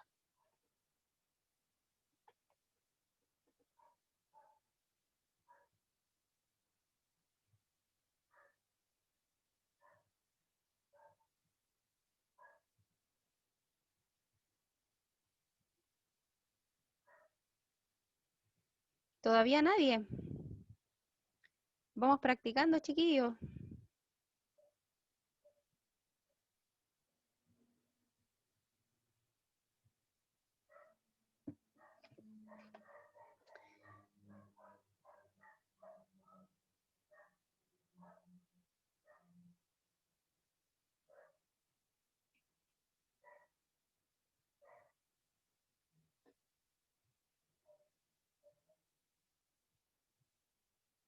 Y ahí el Luciano se atrevió. Dice, Otero M, ¿cierto? Bien.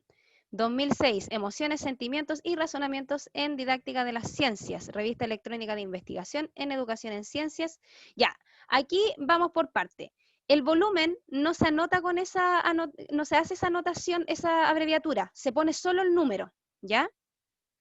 Y el número, como ustedes ven ahí, aparece entre paréntesis, ¿ya? Entonces, en realidad, esa parte sería así. 1, ¿cierto? 1, porque es el número 1 del volumen 1. Y luego, ¿verdad? Como bien puso el compañero, tampoco va la abreviación de las PP, solamente se pone el número, ¿ya? Esa última parte sería así, como acabo de escribir. De hecho, la voy a volver a escribir, voy a copiar toda la primera parte que hizo bien el compañero, y le voy a agregar la parte final que fue en la que tuvo un poco de dificultades. Entonces, así es como se hace la referencia.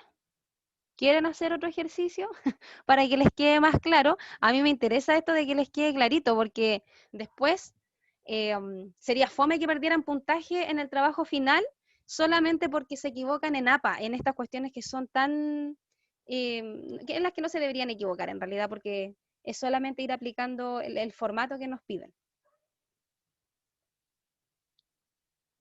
Ya, pero así es como nosotros deberíamos dejarlo, ¿ven? El volumen, en realidad después de educación en ciencia iría una coma. Yo no sé por qué apareció un... Sí van, el volumen y el número van, pero no van las abreviaturas, van solo los números solos, ¿ya? Miren, vamos a hacer otro ejemplo. Voy a buscar otro texto y vamos a trabajar con otro ejemplo. Ya, vamos a buscar uno aquí, en la cielo. Ya, si ustedes se fijan en la cielo generalmente, no sé si se ve. Por favor, confírmenme, yo llegué y me salí de aquí, pero no sé si se está viendo lo que estoy proyectando. Ya, genial. Si ustedes se fijan, en la cielo aparece este formato.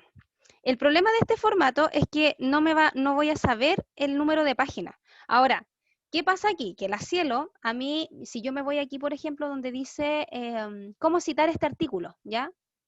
Yo me voy aquí en cómo citar este artículo. Aquí a mí me va a aparecer distintos formatos. Por ejemplo, cómo sería en la ISO, cómo sería en el ABNT, que son distintas formas, distintas normas. Y luego me aparece el formato APA.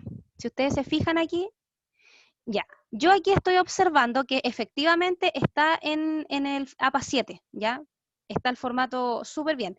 Aquí lo que pueden hacer ustedes, Lisa y Mentillana, copiar y pegar en una bibliografía. Pueden pegar tal cual como aparece aquí, pero tienen que fijarse, porque no todas las revistas, sí, estoy todavía viendo la página de Cielo.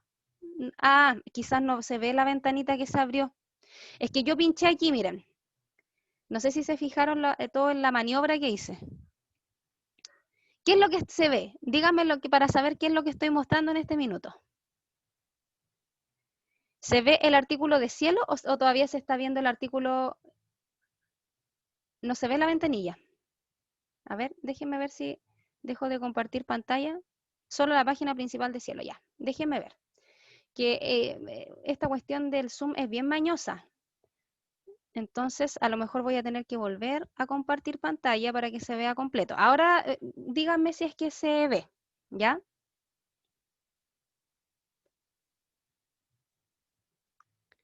Perfecto. ¿Vieron lo que hice, cierto? Me fui acá a esta barra donde dice Service on Demand, ¿ya? Ahí yo pinché donde dice cómo citar este artículo. Acá no me hace la traducción al español, pero esa es, ¿ya? Yo pinché ahí y se me desplegó esta ventanita, ¿ya? Y en esta ventanita, Cielo lo que hace es dejar lista la entrada de referencia para llegar y copiar.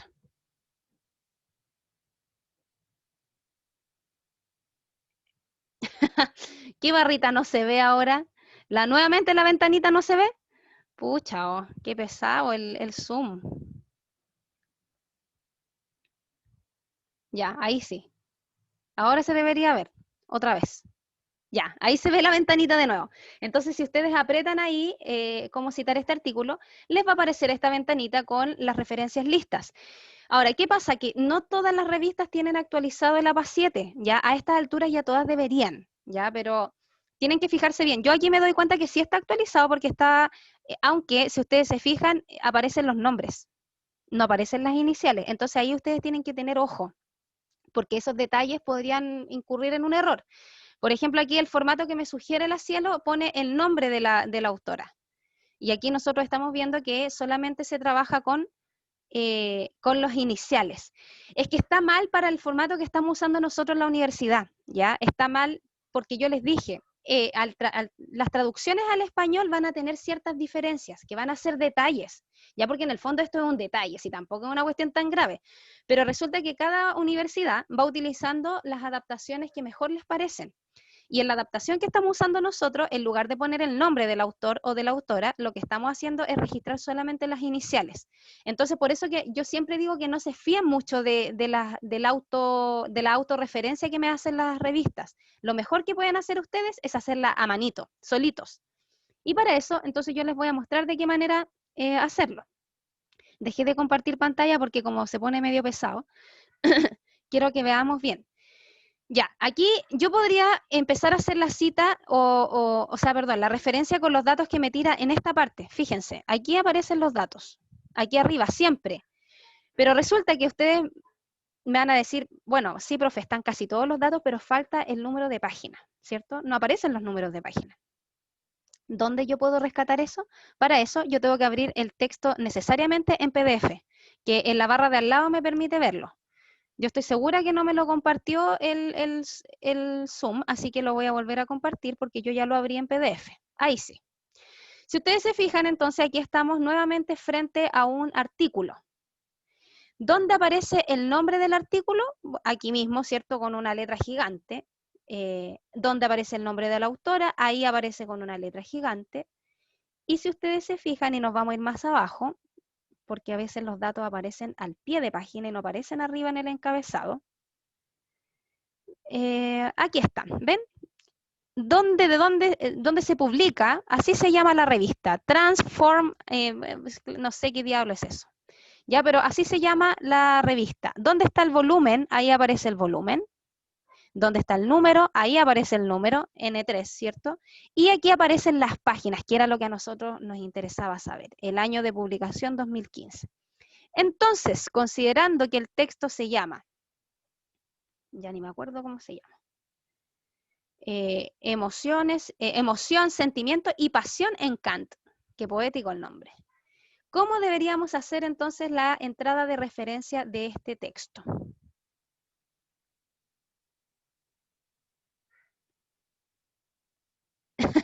Sí, era un nombre bastante extraño. Ya, pero bueno, el texto se llama entonces Emoción, sentimiento y pasión en Kant. Voy a anotar el nombre el título del texto porque la verdad es que hasta a mí se me olvida. Emoción, sentimiento y pasión en Kant, un filósofo. Bien, ahora entonces teniendo claro cuáles son los datos, vamos nuevamente a ejercitar. ¿Cómo deberíamos referenciar entonces este artículo? ¿Ya? El nombre lo acabo de dejar puesto en el chat. Entonces, y el autor, me faltó el autor. Era una mujer. Ahí está, si se alcanza a ver, González AM. Se llama Ana María. Ana María González. Ya, vayan entonces dejando en el chat cómo deberíamos dejar la referencia, considerando que esto es un artículo de revista.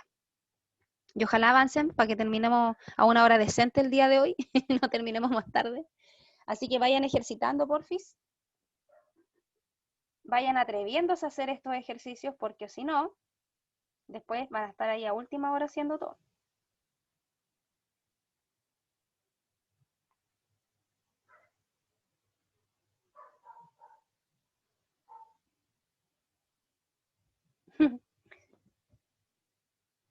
Está toda la primera parte casi bien, porque se nota que lo mandaste antes de haberlo terminado, pero está bien la primera parte. Colócalo así, tal como lo escribiste ahora, acá, porque ese símbolo claramente es como de portugués, entonces no lo vamos a, no nos vamos a poner a buscar los símbolos del portugués aquí. A mí lo que me interesa es que ustedes hagan el ejercicio de poner bien los elementos, ¿ya?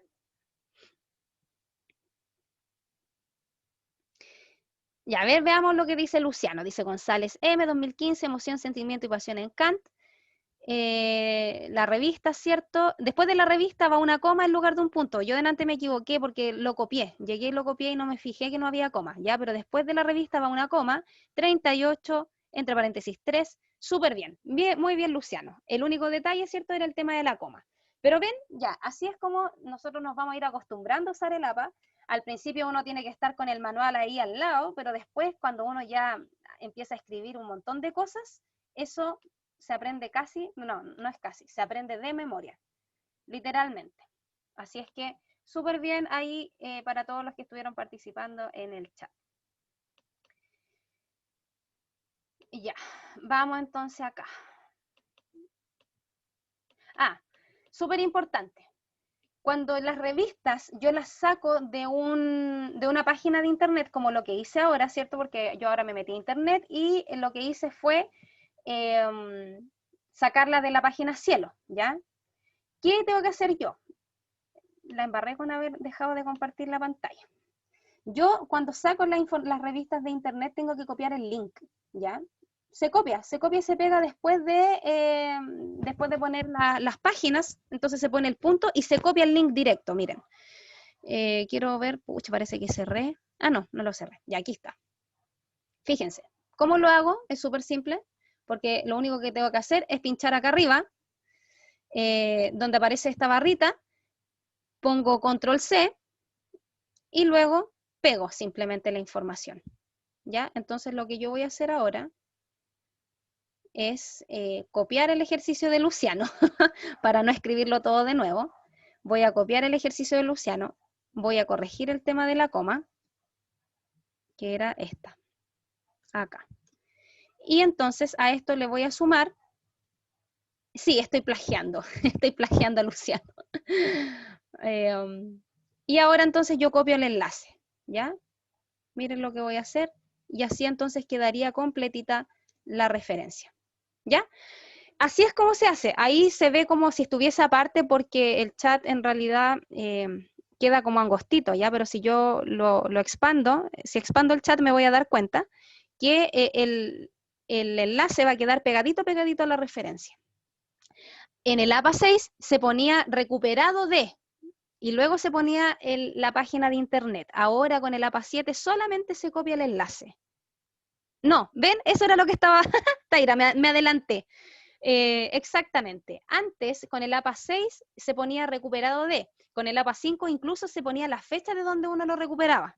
Por ejemplo, recuperado el 26 de septiembre del 2020 de, y luego se ponía la página de internet. Hoy día, APA 7 nos simplificó la existencia y hoy día solamente se pega y se copia, perdón, al revés, se copia y se pega el link. Y ahí quedaríamos entonces con la referencia completita. Lo mismo con los libros, chiquillos. Si ustedes sacan un libro de internet, tienen que hacer el mismo ejercicio que vimos, ¿cierto? Y después, al final, después de poner en la editorial, el nombre de la editorial, tienen que pegar el link de donde salió ese libro, ¿ya? Sobre todo hoy día que no tenemos acceso a las bibliotecas y necesariamente estamos recurriendo a fuentes electrónicas, ¿ya? Entonces, súper importante que copien los links. Bien, voy a volver entonces a la presentación. Vuelvo a la presentación. Aquí estoy en la presentación, esto entonces ya lo habíamos visto, lo del link. ¿Cómo incorporo en la referencia bibliográfica el o los autores? Ya, esto es súper interesante. Aunque ustedes no lo crean, hay muchos textos que están configurados o lo escriben, sobre todo cuando son investigaciones de muchos años, de repente, hay un grupo de investigadores que publica un artículo. Y aunque ustedes no lo crean, existen Sí, mucho texto.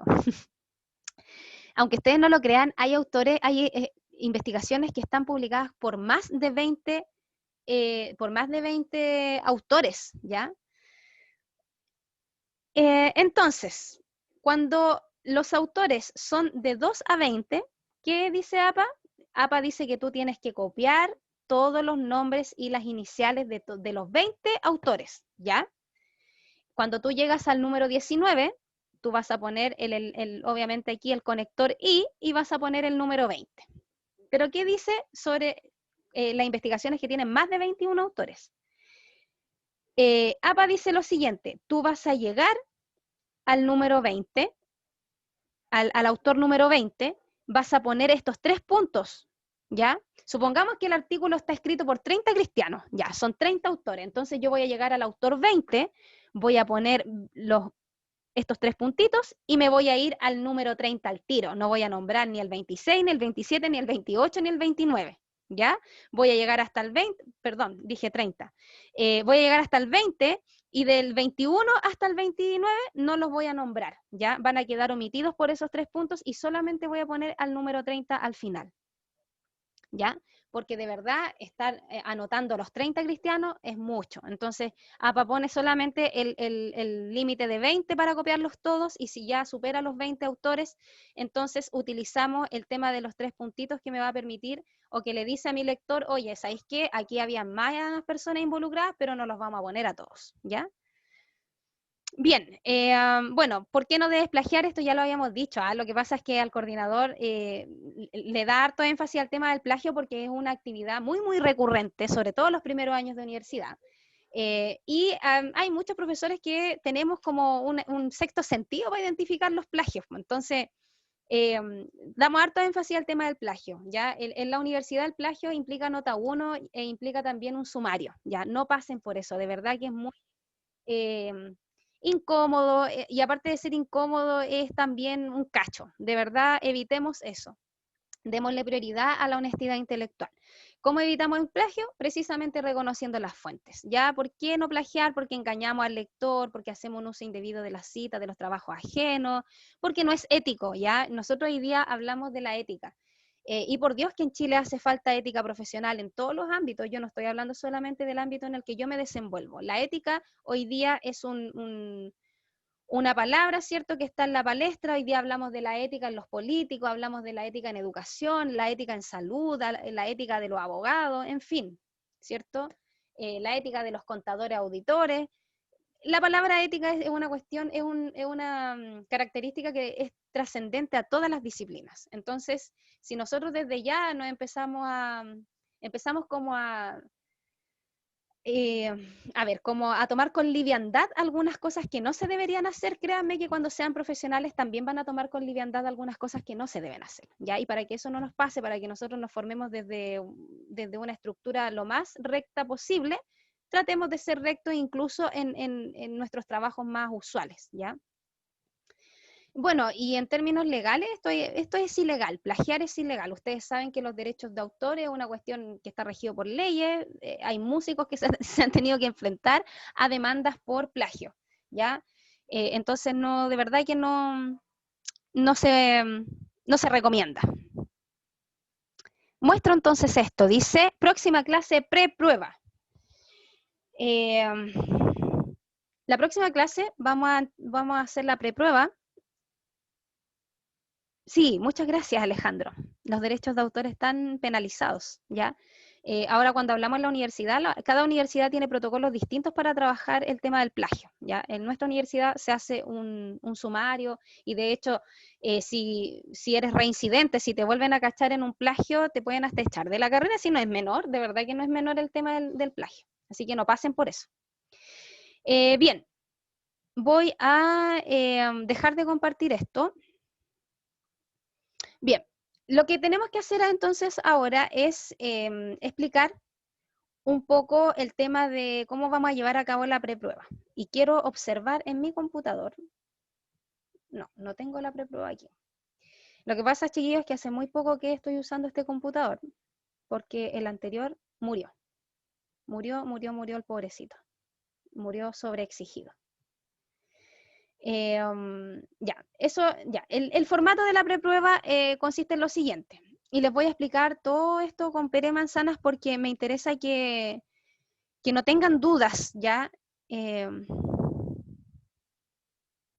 Por ejemplo, citar y hacerlo mal. No, eso mira, si te pasa eso, si te equivocas en citar, si haces mal una cita, lo que uno entiende es que a lo mejor no aplicaste bien el APA o que tuviste dificultades con la norma, no con la honestidad intelectual. Ahora, si yo, es que saben lo que no puede pasar es que, por ejemplo, yo haga esto, mira, yo voy a hacer esto, voy a hacer un ejercicio. Supongamos que yo hago esto en mi trabajo y yo digo, ups, se me olvidó poner que ese texto pertenece a Alejandro López. ¿Ya? Si yo digo, copié y pegué y no me di cuenta. No, eso jamás ocurre, chiquillo. Uno siempre sabe lo que copia y pega. Entonces, claro, no, eso no ocurre, no, eso no pasa. Entonces, uno no puede decir que plagia por error, porque es muy difícil generar un plagio por error. ¿Ya? Lo que sí puede pasar, por ejemplo, es que yo me puedo equivocar en citar. Ya, por ejemplo, a lo mejor en lugar de poner el apellido del autor, puse el nombre del autor. Entonces, en lugar de poner al pobre Pérez, que ya lo tengo loco ahí en mi ejemplo, en lugar de poner Pérez, puse Luis. Ya, eso se entiende, pero eso no te convierte en una plagiadora, te convierte en una persona que a lo mejor todavía no domina las normas APA. Así que eso no se consideraría bajo ninguna circunstancia plagio. Ya, les cuento entonces sobre la prueba. Voy a hablar sobre la prueba primero para que entiendan la lógica de por qué nosotros somos súper buenos para hacer prepruebas, ¿ya? Las prepruebas a nosotros nos sirven para, primero, romper un poco la ansiedad sobre sobre las evaluaciones, ¿ya? Uno siempre se llena de mucha ansiedad, la ansiedad genera inseguridad y la inseguridad podría transformarse en una mala nota, ¿ya? Muchos de ustedes no hicieron la preprueba de la unidad 1, y en general las personas que sí lo hicieron obtuvieron resultados bastante buenos. En general yo les dije que el desempeño de esta sección en particular fue bastante caótico. Ya nunca en la vida yo había puesto tanto rojo en la primera prueba. Pero eso se debe a varios factores. Entre esos factores yo les dije que tenía que ver un poco también con la automotivación y con el empeño que yo estoy poniendo en hacer las tareas. Y me he dado cuenta que esa conversación de poco y nada sirvió porque nuevamente el foro estuvo casi vacío. Entonces, de verdad, chiquillos, que esto depende de ustedes. Ya depende de ustedes ejercitar. Ahora yo en la clase incorporé algunos ejercicios para que fuéramos viendo en qué nos equivocamos. Porque la verdad las cosas es que no hay otra manera de aplicar una norma más que ejercitándola, ¿ya? Estos son normas, así como ustedes aprenden, qué sé yo, a multiplicar, aprenden fracciones, aprenden a sumar, aplicando una serie de reglas, esto pasa exactamente lo mismo. En física, por ejemplo, se ocupan muchas fórmulas para poder llegar a ciertos resultados, ¿ya? Y las fórmulas implican seguir pasos. Esto es exactamente lo mismo, esto es como una especie de fórmula que me permite citar bien, ¿ya? Pero la universidad, Camilo, la universidad, para que tú sepas, a través de tu cuenta de correo electrónico, en la cuenta institucional, tú puedes acceder al Microsoft 365. Ya tú puedes ocupar el Word, el PowerPoint, el Excel y todas las herramientas del Microsoft en línea, para que sepas, ¿ya? Si no lo sabían, ahora lo saben. La universidad hace rato ya que pagó licencia por eso. No tiene todas las opciones. Por ejemplo, me parece que, no sé si tiene habilitada la posibilidad de que el Word mismo te genere las citas, lo que me parece bien, porque muchas veces el Word es una máquina, el Word se equivoca. Pero no, yo creo que acá no vas a tener problema porque ustedes van a hacer las citas manuales, van a hacer las bibliografías de manera manual, para que no se equivoquen, háganlo ustedes, ¿ya? Porque si no pueden cometer algunos errores. Bien. ¿Qué estaba diciendo? La prueba, ya. La prueba consiste en lo siguiente. De esta semana, de este viernes al siguiente, es decir, en 2 viernes más, se va a habilitar la prueba número 2, ¿ya? La prueba número 2 es una prueba que se hace en línea, ¿ya? Ustedes van a entrar al aula virtual, van a entrar al link que dice prueba unidad 2, en la sección donde aparecen todas las cosas de la unidad 2, va a aparecer la prueba. La prueba es una prueba solamente de alternativas, ya ustedes van a tener que ir marcando opciones, son 24 preguntas y tienen 2 intentos, ya, son 2 intentos, es decir, por ejemplo, que ya, yo hice el primer intento y me saqué un 3, porque, no sé, me puse nervioso, qué sé yo. Entonces, nosotros te vamos a dar la oportunidad de que tú la hagas de nuevo, ¿ya? Para que, en el fondo, a nosotros lo que nos importa es que a ustedes les queden aquí algunas cosas respecto de cómo aplicar la norma, ¿ya? Sobre todo también de cómo funcionan las citas. Nosotros no somos partidarios de esta cuestión de que la nota lo es todo, no, para nosotros el proceso es todo. Entonces, si ustedes se equivocaron en alguna cuestión y durante, qué sé yo, el transcurso de la prueba se dieron cuenta en que se equivocaron, porque es típico, después te arrojan los resultados y te dicen en cuáles preguntas tuviste error, ahí ustedes van a poder estudiar. Es de este viernes al otro, ya el viernes, espérenme, vamos a ver fecha, porque me gusta funcionar con calendario. Ustedes saben que yo no habilito la prueba un solo día, la vamos a dejar habilitada hasta el domingo, ¿ya? De viernes a domingo. Ya, el 9 tenemos, el viernes 9 tenemos la prueba y entonces el viernes 16 yo habilito la prueba, ¿ya? Viernes 16 de octubre hasta el domingo 18 de octubre, ¿ya? Entonces, ustedes van a tener 2 intentos. Cada intento tiene un tiempo de 90 minutos, ya es 1 hora y media para hacer la prueba.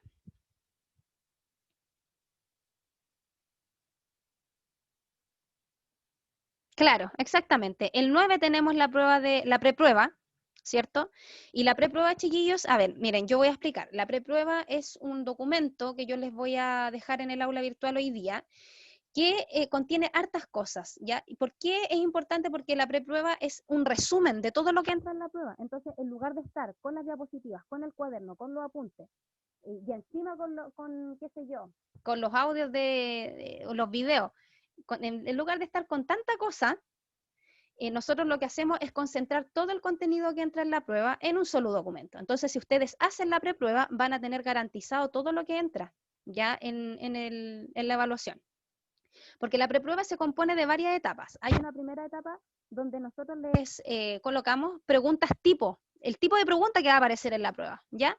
Por ejemplo, en las alternativas colocamos, qué sé yo, una cita, ¿ya? Y les preguntamos qué error tiene, según APA. Según APA, ¿qué error presenta? Entonces ahí se les pone una alternativa y ustedes tendrán que identificar cuál es el error que presenta ese método de citación. Y así se van poniendo varios tipos de preguntas que podrían aparecer en la prueba. Luego viene una etapa donde reforzamos el método ICE. Ya ustedes van a tener que aplicar la introducción de la cita, esto de centrada en el texto, centrada en el autor, etc. Se aplica el método ICE y luego viene un cuestionario. Ya, ese cuestionario vienen varias preguntas en torno a las lecturas. Entonces, si ustedes leen, hacen el cuestionario, hacen los ejercicios del método ICE y además marcan las alternativas, ustedes van a tener, pero de verdad, el éxito en la prueba, porque van a tener todo lo que necesitan para poder desarrollar la prueba. Entonces, en lugar de estar ahí estudiando a última hora para poder rendir la prueba, o muchos de lo que podría pasar y lo que muchos hacen es como la prueba en línea, estar estudiando mientras están desarrollando la prueba, eso es lo peor que podrían hacer. Lo que deberían hacer ustedes es esta semana trabajar de a poquitito la preprueba y dejarla lista para el día viernes. El día viernes nosotros nos juntamos aquí, revisamos pregunta por pregunta para que corroboremos cuáles son las alternativas correctas, revisemos los ejercicios del método ICE y revisemos el cuestionario completo de las lecturas y entonces ese día después de la clase las personas que se sientan seguras de hacer la prueba la pueden hacer en el mismo instante y las que no tienen todo el fin de semana para poder desarrollarla, ¿ya? La nota la van a recibir al tiro porque como la prueba es en línea, ustedes terminan el primer intento, les va a arrojar la nota, van a terminar el segundo intento y les va a arrojar la nota. A mi correo va a llegar la nota más alta, ya la que ustedes, en la que tuvieron mejor nota. Entonces, esa parte es la que a mí más me gusta porque me llegan todas las notas y después yo lo único que tengo que hacer es literalmente plagiarlas. Ya las copio y las pego en el sistema. Así que es un método bastante rápido de saber cómo me va en la evaluación. ¿Ya? Así es que eso, voy a dejar el documento hoy día, ahora terminando esta clase. El video de la clase lo voy a compartir con ustedes en cuanto lo pueda subir a YouTube a través de mi secretario Axel. Y cualquier duda, consulta que ustedes tengan durante la semana, la pueden plantear en el grupo de WhatsApp. Y Axel me la hace llegar a mi WhatsApp personal para yo poder resolverlas, ya que es lo más rápido que resulta, porque el correo electrónico lo tengo en este minuto saturado. ¿Ya? Así es que no sé si tienen alguna pregunta. Sí, Axel. Axel es mi secretario estrella. No sé si tienen alguna pregunta. Si no tienen alguna pregunta, entonces nos vamos despidiendo. Espero que tengan un excelente fin de semana, descansen harto, tomen sol, que los días están súper ricos. Y nos vemos entonces el próximo viernes. ¿Ya? Chaito. Chao, profe, que esté bien. Chao.